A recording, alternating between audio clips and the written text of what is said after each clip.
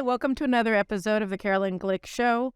The Netanyahu trial has been going on for like 2 years now, and it's not dragging along, it's moving along. And from witness to witness, more and more, the prosecution's case, which was flimsy at the outset, it's become a joke, but it goes on. And I thought, it's been a really long time since we've visited this story because we've had the judicial reform and a whole bunch of other strategic issues, Iran, Islamic Jihad, Hezbollah, U.S.-Israel relations, whatever. So we haven't gone back to the Netanyahu trial, even though it's been plodding forward week after week after week, with each week bringing a new witness or two.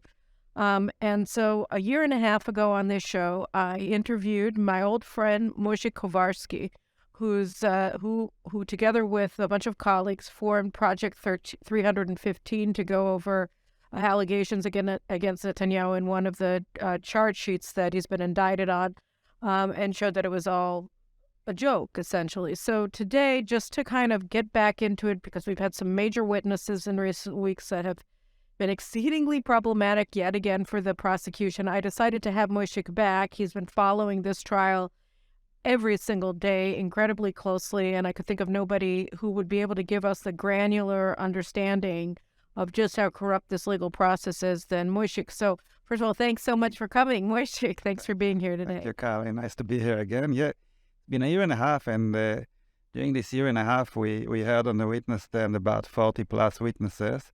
20 out of them were very interesting testimonials, and I can tell you that most of the stuff I told you as a prediction a year and a half ago actually came through with the witnesses, and even much more than we envisioned, especially what we learned about the investigations themselves. So before we go into that, let's just do a primer, because like I said, I haven't been focused on this issue. It just sort of come up on the sidelines. So Netanyahu, there are three, the charges against him relate to three separate incidents that have been nicknamed Case 1000, Case 2000, Case 4000. So let's just very, very quickly give the nuts and bolts of those, and then we can go into the trial itself, I think. Right. So Case 1000 and 2000, he is accused on the very flimsy felony called breach of contract, or Afarat Emunim in Hebrew, which is kind of... Breach of trust. Breach of trust, because it's like a basket. It's a catch-all phrase. Catch-all phrase that can take everything. And in 1000, he is accused because of his long-time friendship with the billionaire Arnon Milchan and another Australian billionaire, James Packer. He is accused that he took gifts in the form of cigars and champagnes in the very large amount of 690,000 shekel, which is about $250,000 over a period of 5 years. This is, of course, a number that was very shaky, and we'll talk about it maybe later. And he's not accused of accepting illegal gifts here. He's accused of breach of trust, which is totally different. Right. The quantity makes it a breach of trust. He's allowed to get gifts from friends, but the quantity, the massive quantity... Alleged massive quantity, that's what forms the breach of trust. And regarding Milchan, he is also accused that if he will say that Milchan was a good friend of him, that he did 3 actions in his capacity as the prime minister to help him, which he is not allowed because of the conflict of interest. So that's 1000 indictment. And before it came to court, before all the facts were revealed, people thought, it's probably the only case that can yield something, but we will show how... For the prosecution. For the prosecution, but we will show how this is not the case. The second indictment is really out of whack. It says that Netanyahu... 2000. The 2000. In the 2000 case, he is accused that he conducted talks with Arnon Moses, or Noni Moses, the owner of Yediot Aharonot, which is the largest newspaper in Israel, or used to be before Israel Hayom took the lead. And he's also came to him to discuss with him better coverage for him in return for limiting the competitor of Yediot Aharonot, Israel Hayom. He is not accused in a bribe there. He is again accused in breach of trust. And they don't say that he planned to do anything with Moses, but he didn't report to the legal authority his discussions with Moses. And we'll talk about it too. The third one... And Moses, on the other hand, is accused of trying to bribe Netanyahu. Right. And the third one, the 4,000 indictment, if someone asks why there's the 3,000, there was an attempt to also incriminate him with regards to the submarines deal, and they call it the 3,000, but they found out there's nothing to involve Netanyahu in this, so that was erased. But the 4,000 indictment is regarding the biggest communication company in Israel at the time, Bezek, and the fact that Netanyahu had friendship with Shaul Alovich, who was the owner of Bezek, and in return for favorable coverage in a very marginal website called Walla that belongs through chaining to Bezek, that he got good coverage in Walla, and in return he did regulatory favors to Alovich. And before we stop, Project 13 essentially was a project that you and your colleagues took on. Project and what 315. And what did you do with Project 315? So in 4,000 indictment, at one point in the preliminary hearings, before it went into the proofing stage, the court told the prosecution, you cannot just say positive coverage. You have to provide cases in which he was covered favorably or that he got privileged access to the website. So they listed 315 cases based on... Of articles in the website. Right, based on the message log of Shaul Alovich and the chief editor at the time, Ilan Yeshua. So they provided this document, this appendix to the indictment, and we went through the indictment one by one with the help of many volunteers and proved that most of the cases were either didn't happen, they didn't really publish what they say that they published, or they didn't really delete what they say they deleted, and the others are totally not out of the ordinary. They were published everywhere else. They were like regular spokesman messages, press releases, etc. So we brought this to the attention of the public, how this was just a lot of smoke over nothing. So he didn't receive positive coverage. He didn't receive undue privileged access to the editor. And yet he was accused of bribery for not receiving anything and then providing regular... Which is a world precedent, because nowhere else politician is being accused for chasing good coverage with the media. No, and actually I think that it's important to mention this already at the outset. The case 4000 is supposed to be the serious charge that justifies the other two charges of the indictment regarding case 1000 and 2000, because here Netanyahu is accused of accepting bribes. So you wouldn't do breach of trust against a sitting prime minister and turn Israel into this, into a world, like place us in this whirlwind of inconclusive elections on their own. You need something meaty. But the problem with case 4000 is that it has no precedent in democracies, because it criminalizes both the profession of journalism and the profession of politics, because it says that any positive news story that any journalist writes about a politician, any time that a politician gives a leak or a scoop or an exclusive interview to a journalist, then he's giving them a financial favor, right? Because you're going to put that on your weekend paper, and you're going to sell more copies of your newspaper or get higher rating for your... So they're basically criminalizing the profession of journalism, the profession of politics, which is, of course, totalitarian. And then they don't do this to just any politician. They only do it to Netanyahu. So at that point, when the ex-Attorney General, Shai Nitzan, was asked whether this is not a precedent, he says, well, every precedent has to start somewhere. Right. And what's better than to start it with the prime minister and shake the whole political system and create hatred through the people? I mean, let's just talk now. Okay, so those are the charges.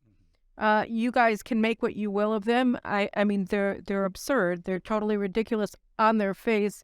But let's talk a second about the trial. So you want to start with 1000, or you want to start? A quick summary. The trial started 2 years ago. The actual witness stage in April of 2021, and we so far heard about 50 witnesses. Since the last time I was here, there were about 40, and 20 are major witnesses. and we got a real deep view into the regulatory process. Let's talk a little bit about what the trial did in 4000, what it did in 1000, and in 2000 it's just now starting with the Ari Howard testimonial.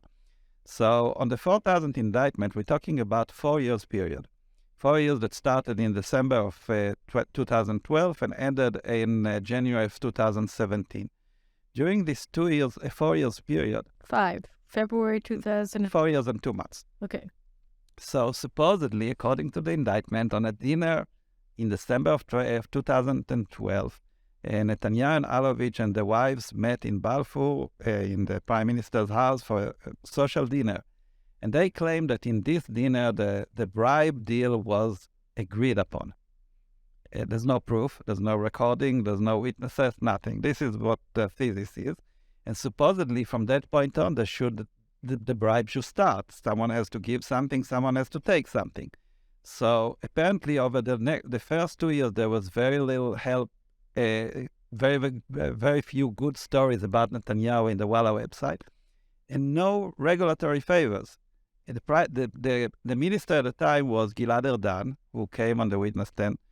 He said that over the 2 years that he was the communication minister, Netanyahu talked to him about Bezek, hold tight, something about 2 or 3 minutes. In total, over one conversation that he doesn't remember when it was, he doesn't remember the text exactly. He says that there was, because they're doing a major reform concerning the telephonic system in Israel, Netanyahu asked him to have Bezek heard as well. That's it.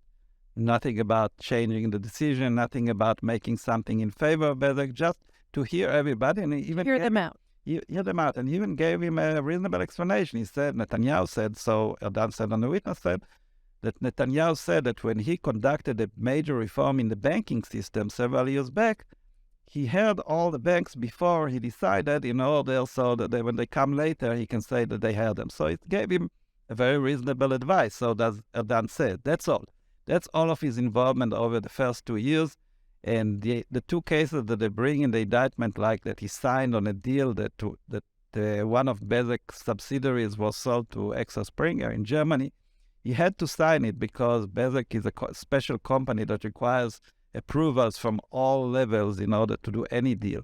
So his signature was just a standard signature. And he gave the signature after the agreement, after the decision. This was on transferring. Yad Shtayim. It was to give a major website, like an online website. Auction and selling, secondhand. I got my apartments on Yad Shtayim, so because you can get it without an agency fee. So it's a major web portal, and it was sold to Axel Springer, the German media conglomerate. And so this was something that had already been approved by all of the people, and the last rubber stamp was the prime minister's. He signed on to it, right? And the real pusher for this deal was the general manager of the Walla website, who got to gain 15 million shekel from the deal. So he had a big interest to push it. And he's the one that nagged everybody to sign it, not Netanyahu. Netanyahu didn't care. They brought it to him. He said everybody agreed. He said yes, he signed. That's it. So he's being indicted on that. So that's the first 2 years. One of the main witnesses that we heard over the last year and a half was Shlomo Filber. Now, in November of 2014, 2 years into the so-called bribe deal, yes. Gilad Erdan was moved to the Interior Ministry because Gideon Saar left the office, and he was Ministry of the Interior. Yeah, he got a more senior job. He left the Communication Ministry, and Netanyahu took over this job temporarily until the election because he didn't know whether they'll win the 2015 election. And he kept the general manager that used to work with Erdan, which was supposedly very anti-Bezek. And only after the election, when the Likud won in 2015, Netanyahu used his privilege as a minister to appoint a general manager that he communicates with correctly, and appointed Shlomo Filber, who was a very successful manager over the years before. And Filber didn't know what he was getting into. He got into the communication ministry with a whole new approach. He wanted to revamp the infrastructure of Israel that was quite old, put fiber optics. He saw it as his mission. He needed the cooperation of Bezeq and Hot, the big gorillas at the time. The cellular companies didn't have money to invest because they were starved after a previous reform. So Filber went all out to get this new infrastructure deal and was ready to do some concessions to Bezeq in order for them to invest billions and billions of shekels in laying down new infrastructure. And on that point, they decided to frame him. Frame Filber. And on the way to push him to become a state witness against Netanyahu. And they based the whole involvement of Netanyahu on one meeting that lasted several minutes in June 2015 after Filber was brought into the office.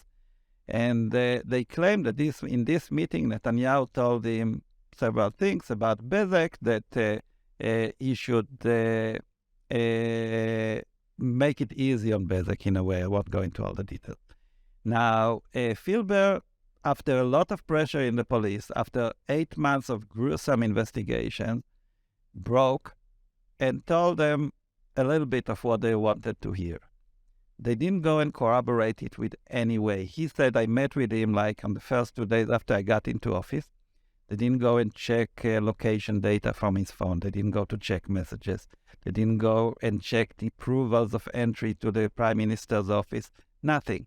They just were happy that finally he broke and gave them the information. And this was when you say harsh interrogations, harsh treatment. I mean, he was put under. He was jailed. He was humiliated For weeks and weeks. His family was threatened. They threatened to indict his son on some crazy charge. So they were extorting him, and they ruined his reputation. They ruined his business. They endangered his family, and they placed him in jail in very difficult conditions, just as they did to other witnesses. Exactly. This goes like, through the trial, the whole, I don't know if you can call it a silver lining, it's not, but they basically took every one of these witnesses that they wanted to break and threaten him. What they did to the other state witness, Nir Hefes, physically, is much worse. They kept him with fleas. They didn't feed him. They didn't give him medicine. They didn't give him food. They did something really bad with his family. They endangered his family. And now they're holding it under a gag order, so we won't be able to talk what they did, but just a few details. I won't go into the risk here, but basically they ruined his marriage. And what they did to Ari Howard that testifies right now. They ruined his marriage too. Yeah. So, but if we go back to Filber, what the defense did, which in a very brilliant move, they actually went and proved that the meeting didn't happen. The whole thing was planted memory in Filber's head. And he admitted, they must have planted it because I thought I remember, but you show me the data. I wasn't where they say I was at that day. I was in other places. The whole first week of his tenure as the general manager, he wasn't able to meet Netanyahu in the manner that they described by the prosecution. So that's what I'm saying. And then what happened, this is unheard of. The prosecution went to the court and wanted the permission to change the date of the meeting after it's already written in the indictment. And they went to the judges and say, maybe it happened before. We want to change the indictment now. And the judges told them, no, you cannot change it now. This is in the indictment. You had a chance before. Now you can't. It just, to me, it's, I mean, we're giving all of this information to people who haven't been that closely and, following the story. But basically, they're saying that Netanyahu gave regulatory favors to Bezeq in exchange for positive treatment in the Walla news website, which, as you said, nobody reads. And you guys already proved that he did not get positive coverage. He didn't get privileged access. Nothing that they're claiming that he received in exchange for regulatory favors actually happened. And then you look at the regulatory favors and you see he wasn't involved in the process. And Bezeq was harmed. It wasn't helped by the regulatory action that his director general was taking. And not only did they mistreat Filber in order to extract an invented date of a meeting that never took place, they also bankrupted this billionaire, Shaul Alovich, and his wife, Iris, and they went after his son. And talk a little bit about that. Yeah, what they did, we published together with Dr. Adi Sabo, is my partner in Project 315. Another great person, by the way. Adi's fantastic. Yeah. So she wrote a very, heart-wrenching article to the magazine of Channel 14 about 4,000 words about what they did to Shaul Alovich. And this is really terrible. They broke into the house in an early hour of the morning. These are old people. These are not young. 70 years old. 70 years old. The person that really did something in Israel, he built major companies. The country owes him a lot. Sure, he's a shrewd businessman who, like all businessmen, sometimes rounds corners, but definitely not a mobster like they tried to describe him. He complained. He told them that he needs to go through a heart check at the same day. They told him, that's what happens when you go into business, They laughed at him. They brought him to the office. To his cardiologist, they wasn't allowed to go. No. He brought him to the office, to the investigation rooms, and they sat on him in they brought his son to try to convince him to break up. And he said to him in a conversation which they both thought it wasn't recorded because it was in a room where not supposed to be recorded. Or you're meeting with your attorney. With your attorney. So he told his son, not being that he is recorded, I have nothing to give them about Mr. Netanyahu, nothing. So that's kind of a proof that he really doesn't have anything to give him. They took his wife and put her in a cell with rats. They brought rats. With rats, the animals, yeah, and also rats, the people. They brought people to try to get the word out of her, and they got nothing. And they brought, they were laughing at him. They showed movies, videos in the court where the two young investigators that could have been his sons, maybe his grandsons, were laughing at him that he's going to end up as a guard in the supermarket after they finished with him. And they even took a magnometer, a metal detector. And the guy played with a Russian accent, like, this is what will come out of you, with the magnometer. They went to great length to break the witness, and he didn't break. He's a real brave man. He just said, I won't be able to face myself if I lie in order to save myself and to incriminate Netanyahu. So Alovich was a failure as far as... He's a real man of honor. Definitely. And, and also his wife. They wrecked the life of dozens of people on the way. People, like the personal helper of Shlomo Filber, a girl named Adi Kahan Gonen. She's on the list of witnesses, but they refuse to say whether they'll bring her or not because her testimonial can be bad for them because she can say what were the real reason behind Filber's action. It has nothing to do with Netanyahu. It has to do with trying to improve the country's infrastructure. Something, by the way, that later, Yoaz Hendel was doing, right? And other, everybody was doing the reforms that Netanyahu and Filber had planned. I mean, they've already happened. In a bad way, and we lost 4 years and 50 billion shekel, according to independent reports, that were lost because of this delay that we could have saved. And what they do is a dirty trick. They say, this woman is on the list of witnesses. We are not saying whether we'll bring her or not. But in the meantime, the defense cannot speak to her. So they're actually blocking them. So, okay, so should we go on? Yeah, sure. All right, so we've got, that's 4,000, we did 2,000, we did 1,000. Let's talk 1,000. Let's talk about 1,000. On Milchin is supposed to be videotape testimony. In June next month. So the whole 1,000 indictment, just to remind, Netanyahu got huge amount of quantities of cigars and champagne. And here, let me just stop you for 1 second. The thing about the cigars and the champagne, the pink champagne for Sarah, is that what this really is an exercise in character assassination because they're and one of the things we also have to put in is that all of the charges that were brought against Netanyahu were leaked in real time from, you had selective leaks, cherry-picked information that they were giving to journalists who worked hand in glove with these prosecutors. All of these leaks were felonies, separate and discrete felony crimes, felonious crimes that they conducted because you're not allowed to leak information from investigations. So the police and the state prosecution were leaking on a daily basis. Every day you would get these distortions of what was going on in the investigation, and they were to portray Netanyahu and his wife, and also with Packer, his son, Yair, as these decadent Louis the 16th and Marie Antoinette types who don't care about the people, who are in it for themselves and their own pleasure seeking, and that's who they are.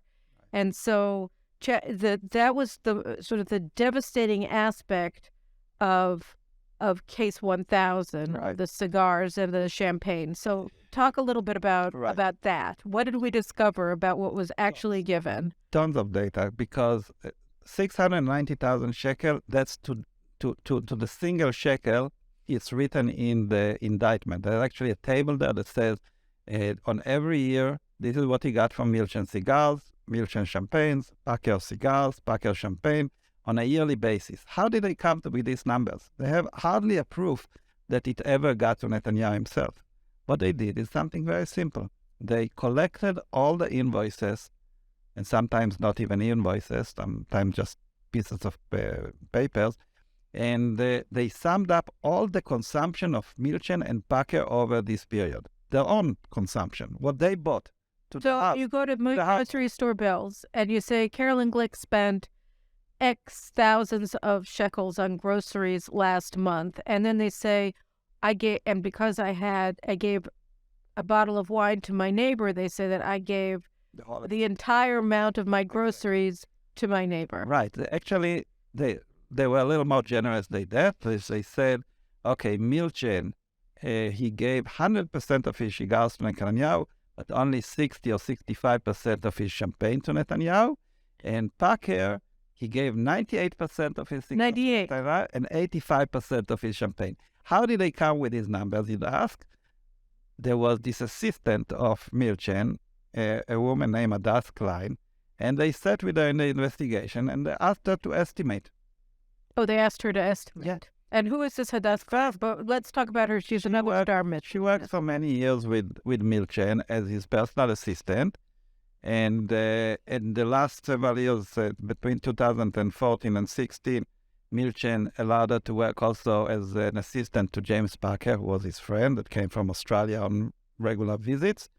So she and a team of two more people, the driver that cooperated with her, and a woman that worked for Packer for the last half a year of this period in 2016, a young girl, these are the three witnesses for the prosecution. And you ask yourself, okay, so she brought insane amount of bottles of champagne and cigars to the prime minister's house. Other people must be involved. The manager of the house of Netanyahu, other drivers, other people in Milchen's house that control these quantities. Where are they?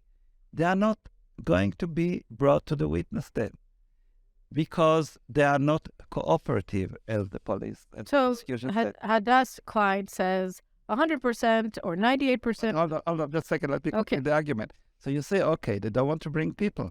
We are living in a day of age where everything is on the phone. You are sending messages. Let's say you want to bring two boxes of champagne to Balfour, to the prime minister's house. You have to call somebody. You have to call the security guys and alert them, I'm going to bring you some stuff, right? There should be a message, there should be a phone call. So get this, they never checked her phone. And when the chief investigator, who is now in a rank equivalent to a colonel in the army, and he's being asked on the witness stand, he said, why didn't you check her phone? Tell him. He said, no, that's Meshulam on the 1000 case. He said, I believed her. That's it. I believed her. She gave them the story they wanted to hear, and that was enough. No checking of evidence. There was also the thing that she threw her phone into the swimming pool. But in this day and age, everything is recorded on the cloud. I mean, if you lose your phone, you don't lose all your WhatsApps. It's there. So they could have gone and checked it if they wanted to, but they didn't want to. They didn't want to find contrary evidence that will dissuade them from the case. So they didn't go and check all this stuff. They didn't go and ask people. And then on her cross-examination, the defense brought letters from Packer's assistant, who fortunately they are not on the witness list, so they can talk to them. And then sent letter to Amit Haddad, the lawyer for Netanyahu, in which they say, we spent with Packer, our boss in Israel, such and such day, 150 days or so on. Every night we used to smoke a cigar. and drink champagne. They claim in the letter. Now that takes by itself almost half of the amount that Packer bought. And not talking about all the guests that he had, all the big parties that Milchan threw. The amount they included in the list was cigars that Netanyahu, per her testimonial, doesn't even smoke. But everything was attributed to Netanyahu and Sarah. And they didn't even talk about the other politicians that also received Yair Lapid and Shimon Peres that got regular supply. So all this was not investigated because they claim it's irrelevant. Yet they attributed everything to Netanyahu. The driver, Yonatan Chasson, was pressed to say on the witness stand that he was about 20-25 times over a 5 years period in Balfour. 20-25 times, each time he brought, let's say, a box of champagne. That equivalent to like high holidays, Rosh Hashanah, Pesach, maybe on birthdays. He brought, Milchan was a generous guy. He wanted to give gifts for birthdays and holidays. So 4 times a year, that gives you about the amount. You sum up all the numbers of this, you come to something about less than 10% of what's written in the witness on the indictment. It's not just that, there's also another aspect to it, right? Which is that Netanyahu and his wife gave presents back to Milchan and his wife. Correct. There was a reciprocity in the gifts. Yeah, and they tried to take this out too, but Amit Haddad brought them proof that you cannot Amit deny. Haddad, Netanyahu's attorney. Right. Now, on the 3 actions, that would be interesting to our listeners. On the 3 actions that supposedly Netanyahu did for Milchan. So there are 3 of them. There are other 2, but they are outside of the term, so they're not considered. But 3. First one, Milchan in his early days as a dealer, he helped Israel in some areas which we don't want to mention. He worked with Mossad. Yeah, or another organization that deals with Israel nuclear capacities. So he went to a TV program in 2013 and bragged about it. And when the U.S. authorities heard about it, and they needed to extend his visa because he's a Hollywood producer. Milchan is a Hollywood producer. He lives mostly in the States. Right. And now when they heard about it, he had problems extending his visa.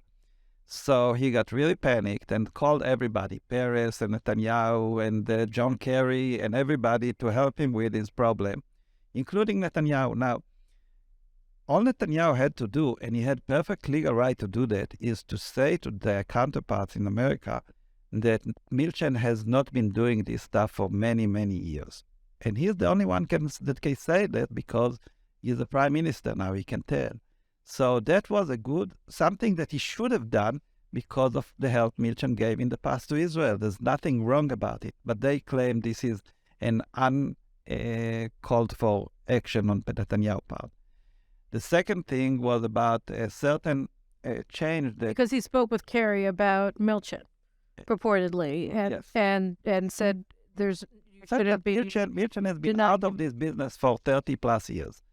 That's perfectly legal, and also we expect the prime minister to defend someone who did something good for Israel in his capacity. Second thing is about a financial law that was supposed to pass that would help returning citizens to Israel, that Milchan had interest. And what do we find out? Surprise, surprise. But just briefly, the thing was that if you make Aliyah or if you're a returning Israeli resident, you get exemption from paying income tax for 10 years. And he said, you should really extend it for 20. Right.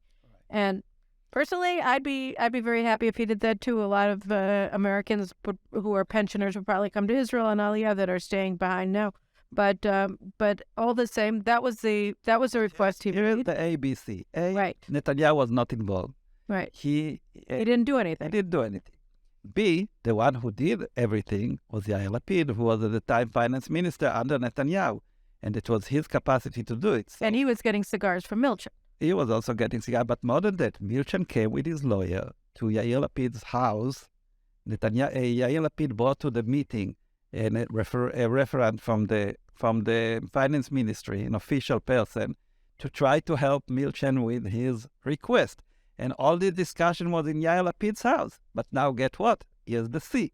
Yair Lapid testifies against Netanyahu that Netanyahu asked him what's happening with the law.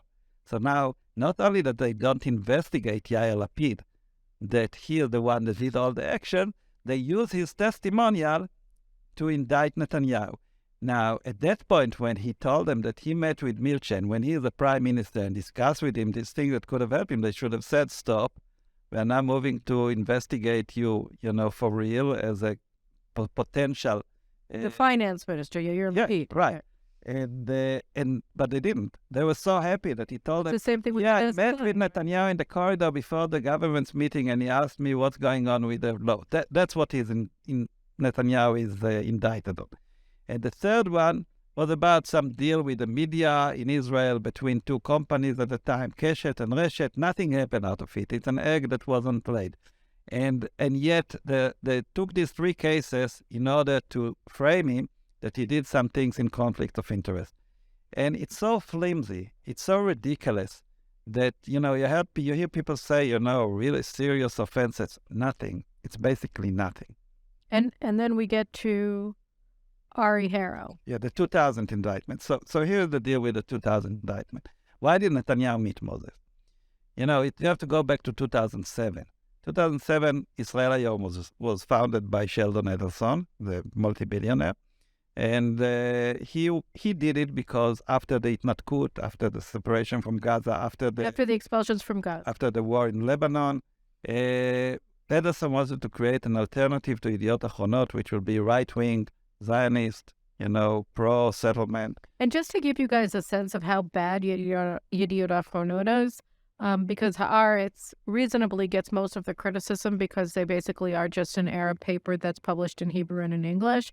They're spewing anti-Semitic incitement almost on a daily basis now, and it's actually become quite frightening. But Yediot Achronot is not ideologically different from Haaretz in any significant way. In the what's called the Second Intifada, the Oslo War, the Palestinian Terror War at the beginning of the century, from 2000 to around 2005.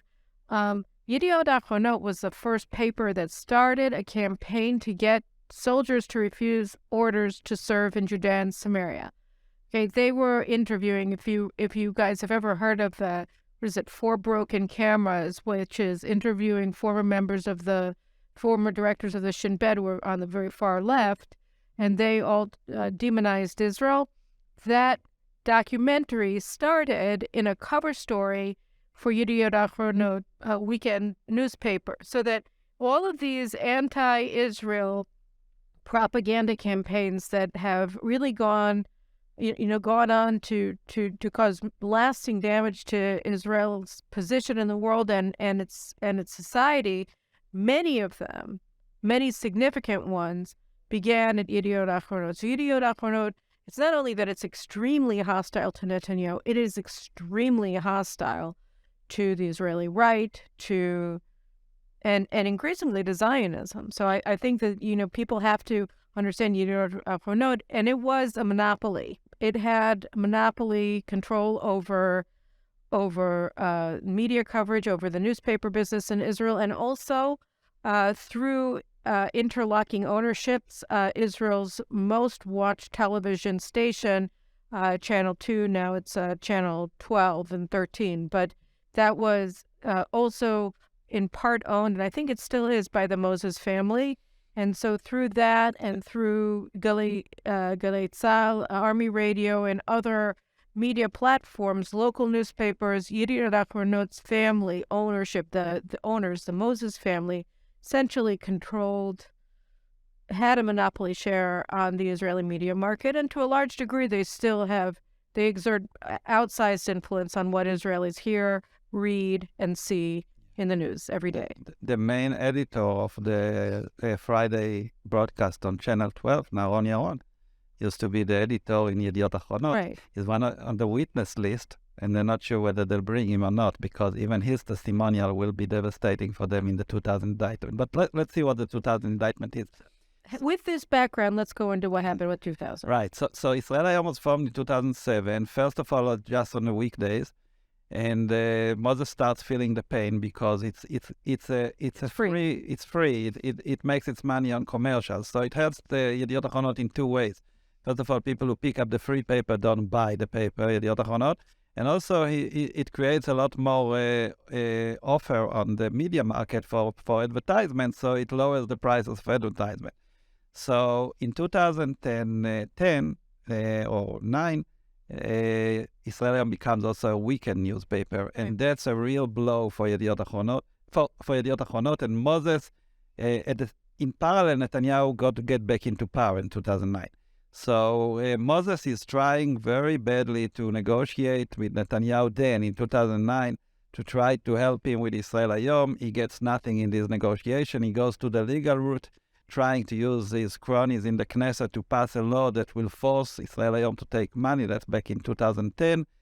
Netanyahu has a very strong coalition at the time, and the law doesn't pass. It's being rejected, and in the meantime, Israel Hayom becomes stronger and stronger. Then in 2013, Netanyahu forms a government in which the coalition is not so strong. Right. A lot of people inside the coalition, like Lapid and Bennett and Tzipi Livni, are actually against Israel Hayom as well. They want to limit it. So in about 2014, Moses uses a member of parliament from the opposition, Eitan Kabel, to form the main threat to Israel Hayom so far, a law that will force it to charge money. Wait, and one more thing about that law. So Tzipi Livni was the justice minister at the time. She met with Yediot Achronot's legal advisor, who gave her the draft of the legislation. She brought the legislation that was written by Yediot Achronot's legal advisor against its only competitor in the media market, Yisrael Hayom. She brought it to the ministerial committee for legislation. So basically, the law that then Eitan Kabel was sponsoring was written by Yediot Achronot, laundered through the justice ministry by Tzipi Livni, who met herself with Yediot Achronot's legal advisor. And not to mention that through all this time, the people who are supporting the law getting very major good coverage in Yediot Achronot, real spoiling covers on the pampering, on the weekend magazine, pampering covers. And the ones who are against it are being threatened that they will be dragged through the mud by Yediot Achronot. So all this is happening, and Netanyahu understands that this law is going to really give a real blow to the free media in Israel. And Netanyahu is all for free media, counter to what they're going to tell you. He just wants a full market of opinions. Right. But then in the summer of 2014 happens the Tzuk Eitan, the operation in Gaza. Operation Protective Edge. The 3 kids are being kidnapped and murdered by Arab terrorists, and we go into war. So the whole thing is being put on hold. August, it's over. September, and Kabel renews his effort to pass the law, and Netanyahu understands. And it passes in a preliminary reading? Not yet. So Netanyahu understands that this is going to happen unless he stops it. He knows that he cannot stop it in the Knesset, and there's only one way to stop it, and that's to go to talk to Moses. So we now understand the background why these 6 meetings he had with Noni Moses, starting the end of September, and the last one was like in December of 2014. We're talking 9 years ago. And through these 6 talks, 2 of them, number 4 and number 5, were being recorded. They were recorded on Ari Hauer, who was the chief of staff of Netanyahu at the time. Why did Netanyahu take Hauer to the meetings? Well, he took him only to one, number 4. Number 5, Hauer, now we know from his testimonial, he didn't participate. But the recording was done on his phone. He didn't really know how to record calls. He got assisted by a helper that helped him to show him for the first time in his life how to record. And he put it in his jacket on talk number 5, and Netanyahu took it and put it in his jacket in talk number 5. To the question, why did Netanyahu record these calls? The answer, Ari said, is very simple. He said he was afraid that Noni is recording it. And he wanted to have a counter recording in case something being pulled out of context by Noni, and he can put the full context to the public. Legitimate. So that's why he recorded it. And after the talks, that nothing came out of them, he promptly forgot about the recordings. A year later, Ari Hauer was arrested for his own personal company, nothing to do with Netanyahu.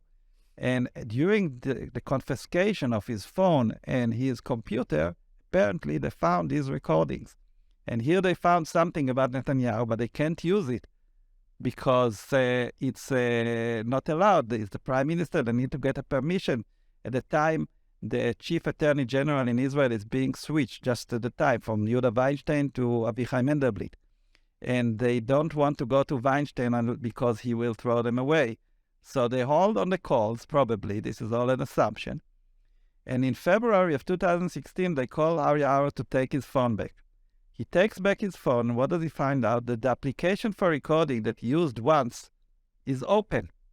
He said, who opened this application? He looks to see, and it's open just on the call between Netanyahu and Moses. So he said, they send me a hint. The head of the horse in the bed. If I now not tell them about the calls, they're going to frame me. So he consults with his lawyer, apparently, and the lawyer gives a tip to the attorney general, to the chief prosecutor, Shai Nitzan, that there's calls on the phone. And this way they can launder it. They can now take the calls and go to Mendelblit again and say, we found out new information that can be incriminated and give us permission to investigate this. And that's how the 2000 indictment was born. You have to remember, Moses met with Yair Lapid weekly meetings when he was a finance minister in a secret apartment in Savion, apparently. That was published by Ala Hassan. Nobody investigated this. Lapid is this recurring character in all of these things who has much closer ties to the other side, and he's actually doing things. But he's immune. And then the other thing about it that was notable, though, is is that after the meetings, nothing comes of the meetings, and then what happens? We have the verbiage of the conversation, number 4 and 5. I read them. So what's in it really? Netanyahu goes to these meetings knowing the number 4 is in the beginning of December. Both of them are in the beginning of December of 2014. And during the time, Netanyahu already knows that nothing will come out of it. He knows that he's going to try to hold it, but if he doesn't, he'll go to an election on this issue. He's not ready for Israel Hayom being closed. Yet he is talking to Noni Moses, trying to get him to give up his wish to have Israel Hayom charge money, and in return, he's ready to give him that maybe Israel Hayom will limit the circulation a little bit and limit the amount of advertising inside the paper in order to alleviate Moses a little bit. But just holding tactics that even in the indictment it says that he never had he never intended to carry through with this. He never intended to do this deal with Moses. It's written in the indictment. So the whole thing was like a charade, like two wolves, circling around each other. Of course, the issue of coverage came out in the conversation. Moses said, "What do you have against me, Netanyahu? Why don't you come to interview with me?" And Netanyahu bring back to him how they mistreated his wife and his family and his children with all kinds of false messages, false stories. And so this is what they say, like he's trying to improve his coverage. It's only conversation that shows how much distrust is between these two guys. And one funny thing is when Moses leaves the room, on the script of the call, it said that Netanyahu addresses Arya in English. And you know what he said about Noni Moses? He's a very dangerous man, That's he says. So after that, we went into election, and the merit of the indictment... No, but I want to just have made one more point. We went into election after the bill passed in a preliminary reading, and then it goes back to committee, and it has to pass 3 more votes. Yeah. There were 43 votes of Knesset members for it. Right. 43 votes in favor of the bill, and all of those politicians, as you said, received positive coverage from Yediot, most of them, from Yediot Ahronot. And how many of them were investigated? None. Well, Kabel was investigated, and he is the culprit of this law, and he definitely got the improved coverage, but he got no. And by the way, that isn't a crime in any country other than Israel, and in Israel it's only a crime if your name is Netanyahu. Of course. And one of the claims in the indictment, which is again absurd, is that Netanyahu went for the calls in order to improve his coverage prior to the election. Now, first of all, when he started the conversation, there was no elections in sight. Secondly, he slammed the door shut in Moses' face 3 full months before the election. If he wanted to get his coverage better, he would drag him along. He would say, give him some flimsy hope and try to get him to help him. But no, Netanyahu told him no deal nothing I can do about it. We're going to an election, nothing I can do about it. 3 full months before the elections. So during these 3 months, he got an insane barrage from Moses. Let's stop a second. Ari Haro. Ariel is a tragic figure in this whole thing. He was the chief of staff of Netanyahu. He worked for him for 2 terms. He was in 2010, he worked for him for the Israel PR and got a heart accident because of his hard work, probably. He was talked about it on the witness stand. And he left the office, went on private business, did well, formed a company called 3H Global. 3H is 3 houses. He had 3 kids, so 3H Global. Mostly in the United States. Did some strategic consultancy. And then in 2014, beginning of, he got a request from Netanyahu to come work for him again. So he sold his company to a couple, to an American Jewish couple in New York, and went to work for the prime minister. During this time, 2014, he worked for a whole year. At the end of this period, there were these talks with Moses, and then he decided to leave toward the election of 2015 and went back to his private business and thought that this period is over. And then a year later, suddenly investigators at his door, based on some information they got from some reporters, we won't mention names, they come to his house. It's actually important to mention names just because the reporter in question, Ben Caspid, who's a diplomatic correspondent for Ma'ariv, he's a very high-profile guy who writes for Axios in English. And so are they just allegations, or have they been proven that he was a snitch for the police, that he actually was getting leaks from people around the prime minister and then giving them to the police to try to encourage them to open criminal probes against him? We know that the 1,000 indictment was actually got a new wind when he came to testify in the police on 16th of April 2016. Okay. Before there was a permission to investigate in these things, and he was investigated for hours by Momi Meshulam, who was a witness stand, and another guy named Alon Sorfati. And this protocol of this investigation is being held under the gag order. Even the defense cannot see this, because if they see that they're already talking about Milchen and the Milchen at the time, before there was an approval by the Attorney General to investigate the prime ministers and these families, that would put a dent in their case. So they're holding it under a gag order as well. So Ben came to the police with allegations against Ari Haro. Yeah, I don't know. I mean, I know that he came on the 16th of April and talked about a lot of things. We don't know what, but they probably mentioned all these people. But anyway, Haro was investigated before that. He was investigated on December of 2015. And during this investigation, first they took only his computer from his home and copied it. And then suddenly, sometime into the investigation, some other investigator come and said, I want to take his phone also. Probably they had a knowledge about these talks that Netanyahu had with Moses that are on Ari Haro's phone. And then, as I said, they took them and later on loaned them. And then Ari Haro, after his investigation about his private company, supposedly they blamed him that in his capacity, he's selling the company before he went to work for the prime minister again, was a fictitious sale, that he continued to get involved and got benefits from the fact that he's now in the prime minister's office. He denies it, of course. And then he was released, went on his business, continued. On July of 2016, coming back from a business trip abroad, the major criminal, you have to see this guy, you don't think he's crossing a crosswalk in red.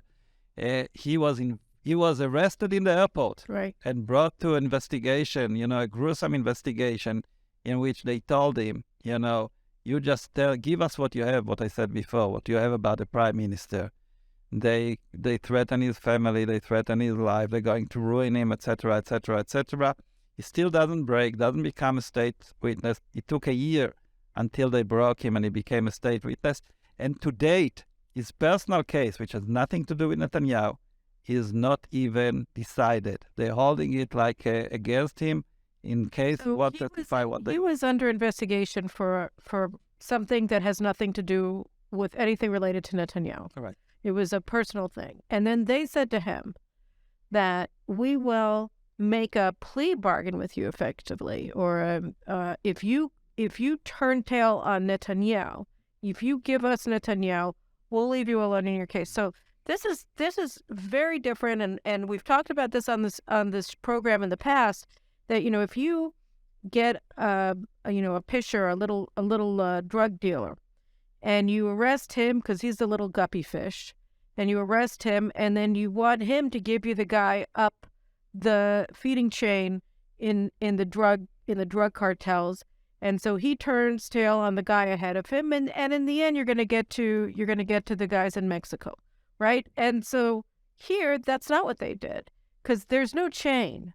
There's something that they acclaimed that Ari did, and then they said, unrelated completely, you just give us Netanyahu and we'll make this go away, which is not a plea bargain, because he's not actually these are not related cases, and so that in and of itself is a miscarriage of justice. Oh, but I will tell you that the guy came to testify at his own free will, and it's nothing to do with threats, and which is, I want to You're just a good citizen. I want to mention a funny incident that happened during the investigation of one of the chief investigator, Yoav Telem, because it has to show about the comparison between Israeli system and U.S. system, Right. and that's two people are involved in the coverage request, so-called, between Netanyahu and the Walla website.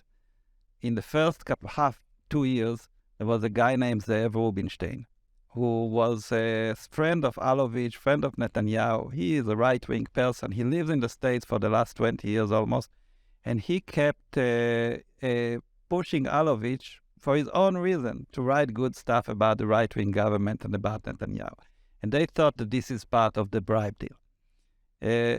All of us are, political animals, and we get upset when something bad is being written. And if we are friends with the editor or the owner, we'll call them and bitch. Sorry.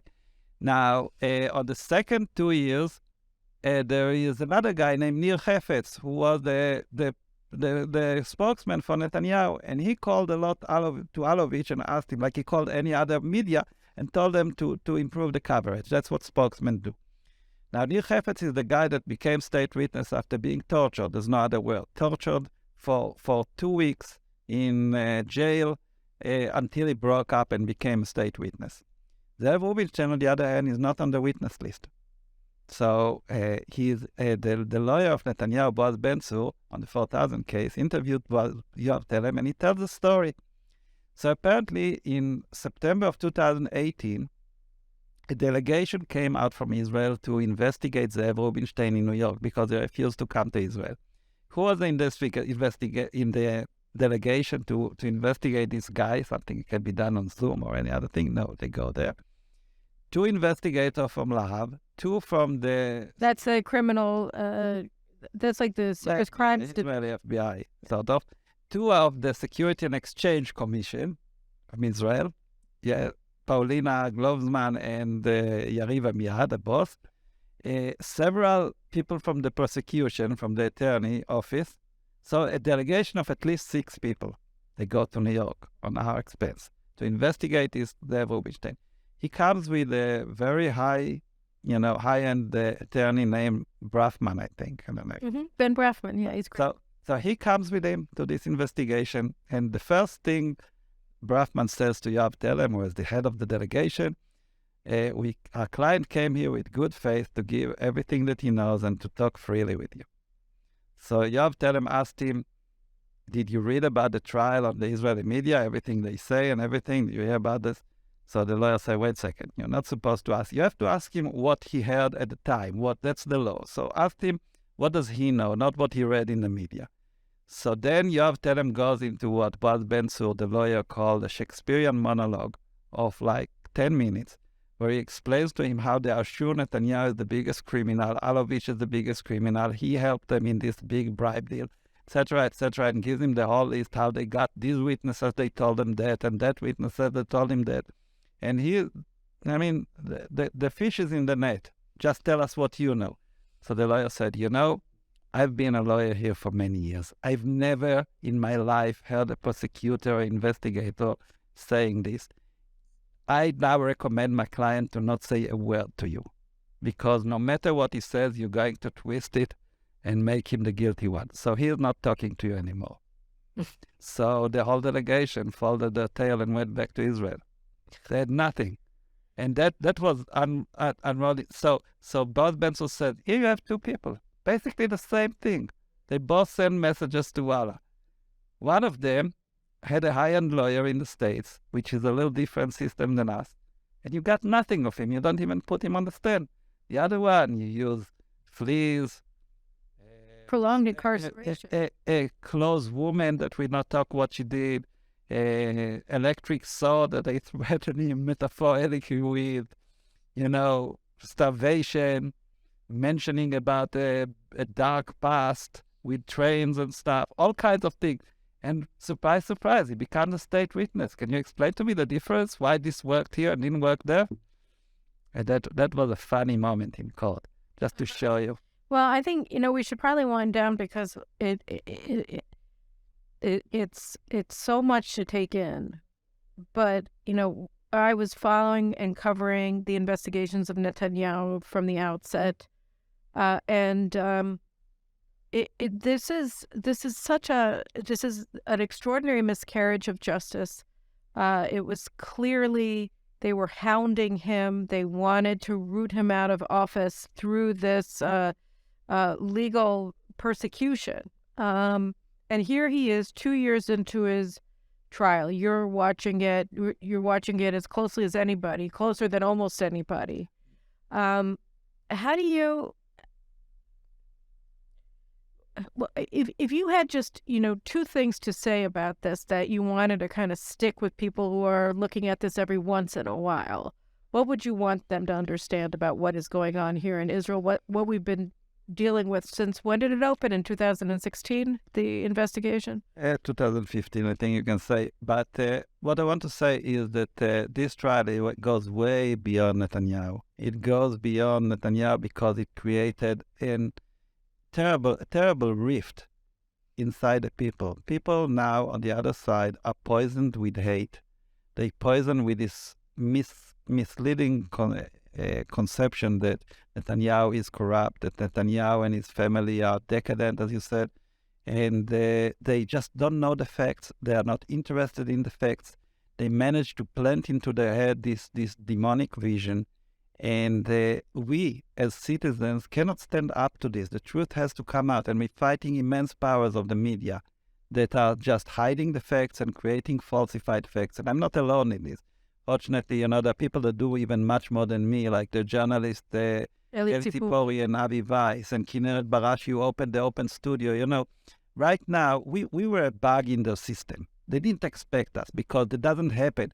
Because in Israel, when the prosecution puts their sight on somebody, they frame him. There's nobody that can help. But here, we manage to involve the public. When I go on my morning walk, 3-4 people stop me everywhere, to bless us for what we did. And it's true because, Netanyahu wanted his trial to be open. He wanted it to be on TV, right? He wanted it to be televised, and they said no. He wanted his pre-indictment hearing to be televised. They said no. And because, truth doesn't, truth dies in darkness, right? Isn't that what or democracy dies in darkness? That's what the Washington Post said. Well, they wanted it to be dark. And so you have Eli Tzipori, this incredible reporter, who was the first one to expose the corruption of the investigation of 4,000. I quoted his early work from Globes. I think he was writing for, when I was writing for Ma'ariv about this. So, and the Jerusalem Post. So he was fired for what he did. Right. And so now he sits in the Jerusalem District Court every single day, and he gives real-time protocols. He transfers them to Kinneret Barashi. Not anymore, but he is reporting independently, and we have our own means, but it doesn't matter. We all for the same cause. Yes, but it was... Originally, that was the case. And then you have 4 people sitting there and discussing what's going on in real time. Right. And so this was the closest that we could get to under the circumstances for a televised trial. And that's the only reason that you and I are sitting here and talking about it. Because they thought that nobody would know about what they're doing. They were sure that Netanyahu is going to fall out. And I compare it to a poker game. They are the other player on the other side with a flimsy couple, nothing, no cards. They're fighting in the game, but nobody knows. They think nobody knows the cards they have. So they just want to raise the ante more and more. It doesn't cost them money. It costs us, the taxpayers, money. On the other hand, Netanyahu's lawyers are very expensive. And they're not letting him raise money for his own expense. They're trying to block him this way. They're trying to bankrupt him. Yeah, it's really, really terrible how the whole system ganged up against him. But we have the people. We have the people who really want to hear the truth, really want to hear the facts. And we are here to provide them. This is our mission. You know, I call it my miluim service. Your reserves. I have other stuff in my life that I like to do. At companies, but I successful businessman yourself. I go to miluim to report on this court. Yeah, nobody pays me on this. I just lose money on this. Well, I'm glad you're willing to lose money on this. It people are right to bless you because you're doing God's work. I think you guys have to realize this has put us through hell, and it's riven our society. I was talking about this with you guys as well when we talk about the really, expressions of anti-Semitism and just raw hatred that are coming out of the left right now. One of the big factors that has led to this incendiary situation in Israel, where you have sort of the ruling class in Israel, and everybody who benefits from the ruling class or associates with it, are just being incited to incredible levels of hatred, unprecedented, against Netanyahu and his voters and his colleagues of the government. And the trumped-up charges that they concocted out of whole cloth against the sitting prime minister has played a pivotal role in all of this. So, and they've all fallen apart. I mean, we met a year and a half ago, and they had already fallen apart. I mean, we were talking about it then. It was witness after witness after witness going up. I think it was the first 20 or something like that. 20 came up. First 10. Yeah. First 10? Yeah. But then after we met, it continued on, one after the other. They go up, they're prosecution witnesses. They come down, they've been witnesses for the defense in all of the charges. Yeah. So, Moshe, we'll have to revisit this with you again in less than a year. Hopefully in less. How long do you think that this is going to continue on for? Well, the prosecution part will probably end in about a year and a half. Because they still have, after they filtered 60 witnesses, they still have 200. Left? Yes. Okay. And then comes the defense, because there are a lot of witnesses that they don't want to bring and the defense will bring. And that will be, I don't know how long, Who knows what will happen until then, So at least another year, maybe 2 years? Right. People ask, why did they do it? Is it left or right? No, it's protection of power. There's no better protection of power than to investigate a prime minister. Nobody can tell you what to do then, because everything is interpreted as messing up with this trial. Well, I don't. I wouldn't want to replace the judges who are there. I wouldn't want to be in their position, because either they have to destroy their own side, or they have to conduct such a miscarriage of justice that they'll be remembered in infamy in the annals of Jewish history. That's why you got to be a judge. You don't think about the other option. You hear the truth, and the truth here is devastating. It is devastating. Well, I hope that they're going to have the courage to act on what they're seeing right before them. We'll have to see. All right. Well, thanks so much, and we'll be back next week for another Caroline Glick Show. And be sure that you've subscribed to this show either on JNS YouTube or on the Caroline Glick Show YouTube or on Rumble, and spread this news. It's really important, and you're not going to get it anywhere else.